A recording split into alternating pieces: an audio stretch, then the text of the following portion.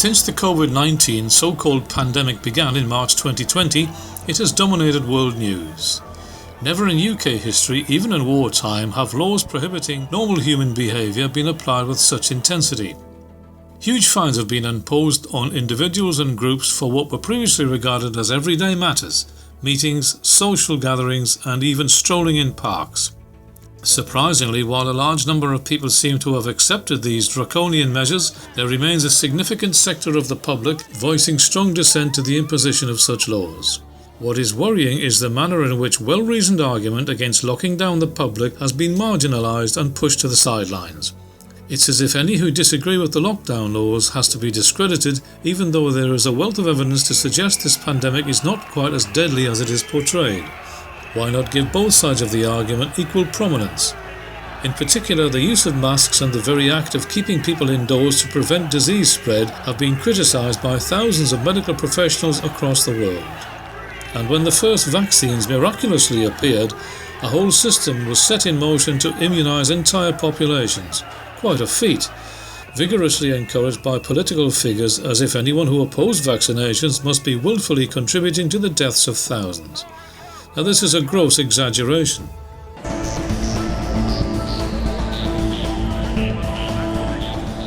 Here's an example of how a single individual was clearly targeted by police and how the system of law enforcement has been commandeered to push what is essentially a political agenda. At the start of this protest in central London, police quickly closed in on this retired gentleman who showed no aggression and peacefully displayed a well-designed and printed message board. The sounds you can hear are from close by.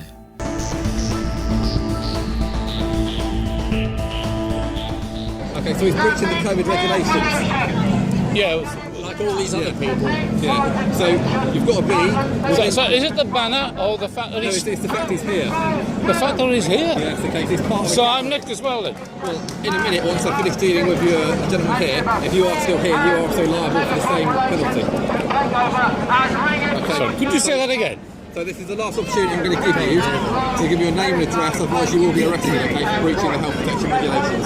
Do you want my name and address as well? I'm not talking to you. We're talking to Oh, sorry. Oh, I see. Right. Okay, well, are you going to give me your name and address?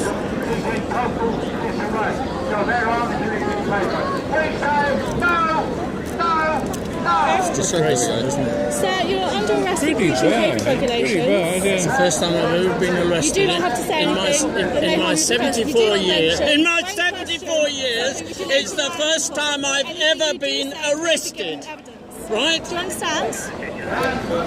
Yeah. More of your chums. Good on you, man. More of your chums. The necessity of your arrest is to protect public health. Oh, look at them Do you all. want to come with us with us? You know, you need lots of people for a 74-year-old, don't you? Sir, You must admit it's a little bit on the ridiculous side, don't you? The man isn't harming anyone, is he? He isn't harming anyone. Just the name and the address so we can issue a public ticket. But because we can't do that, There is no requirement to give name and address, you know. because an offence has been committed. They're threatening to as well. I'm being arrested. First time in my life, my 74 years, I've been arrested for standing in a park and holding a banner. Absolutely. What's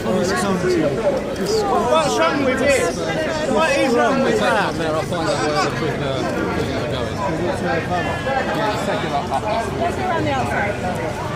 Stay strong.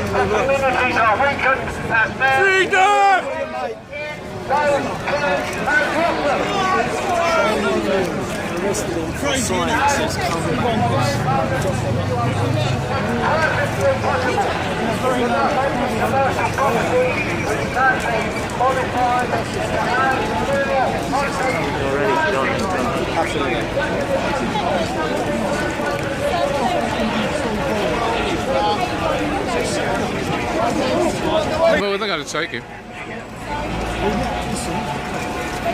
We're going to keep the safety. We're going to keep it for you. I don't trust you. Listen, we're going to keep this safe. You're going to do what you say you're doing.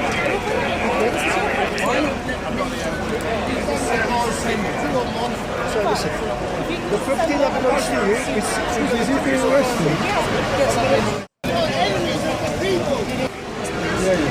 Oh, that's the move backwards. Yeah, they've got the heavy boots in, they've got the TSG. It's obvious they are accusing one individual of breaking COVID social distancing rules, even though hundreds nearby were doing the same.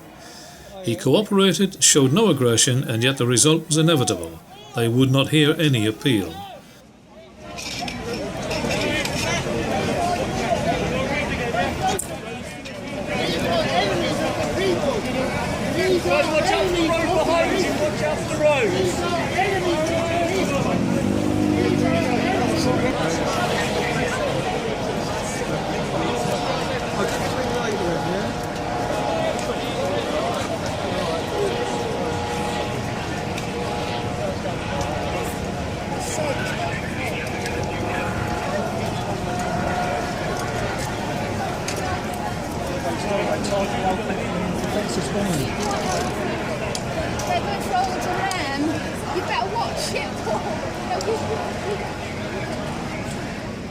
So a 74-year-old retired professional gentleman of good character who showed no antagonism toward police was summarily arrested and bundled into a police vehicle.